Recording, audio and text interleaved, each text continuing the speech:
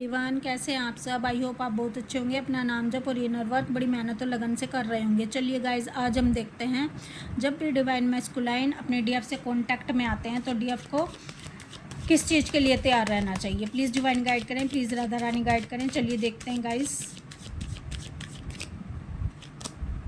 The sun card, the devil, the hanged man,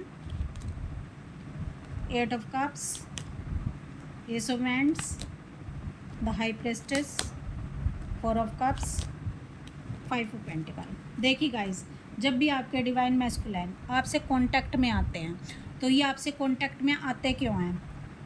ये आते हैं अपने आप को हील करने के लिए, आपकी जो हाई वाइब्रेशन है उसको लेने के लिए, आपकी एनर्जी को लेने के लिए, क्योंकि ये बहुत लो वाइब्रेशन में होते हैं।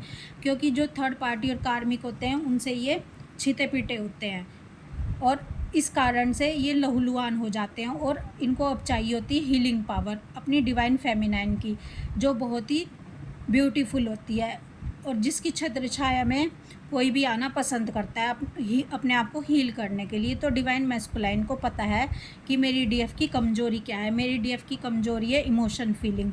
ये जैसे ही आपके सामने आते हैं तो आप सब कुछ भूलकर इनको प्यार देना शुरू कर देते हो, अपनी हाई वाइब्रेशन देना शुरू कर देते हो, क्योंकि डीएफ बहुत ही लविंग केयरिंग वाली होती है।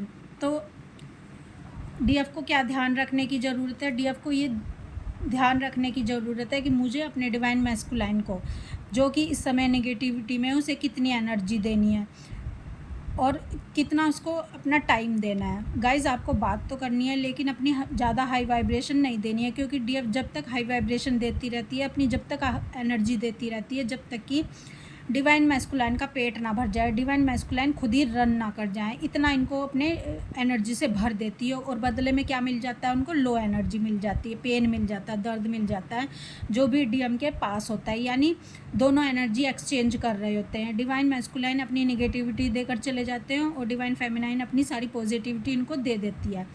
गाइज, बात तो करनी है देखो, लेकिन इतनी एनर्जी नहीं देनी है कि आप खुद पेन में चले जाओ, आप खुद अपना बैलेंस भुला बैठो। तो डिवाइन मैस्कुलाइन को ये सब पता होता है कि कैसे अपनी डीएफ को एक कॉल मैसेज करेंगे और डीएफ बदले में 10 मैसेज करेगी।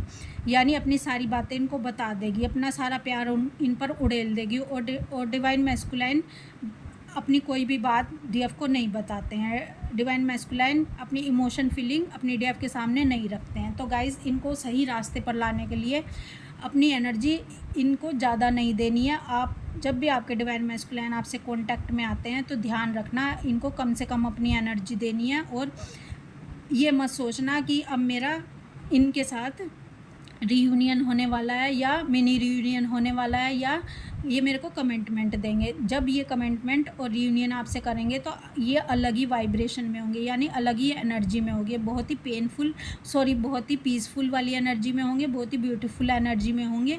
और इनके दिल में भी आपके लिए उतना ही प्यार होगा जितना प्यार आपके दिल में है, यानी हार्ट टू हार्ट ये आपसे कनेक्ट होंगे, ये आपसे रन नहीं करेंगे उस समय।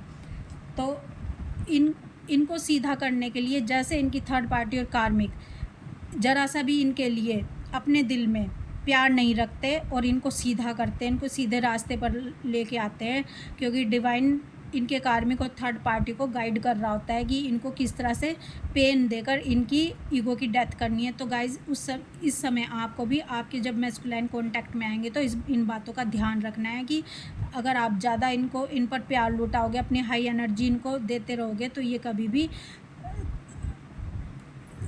इनकी ईगो की डेथ नहीं होगी और ये कंफर्ट जोन में वापस अपने थर्ड पार्टी और कार्मिकों के बीच में जाकर बैठ जाएंगे। तो आपको बहुत ध्यान रखना है जब आपके डिवाइन मैस्कुलाइन आपसे कांटेक्ट में आए तो।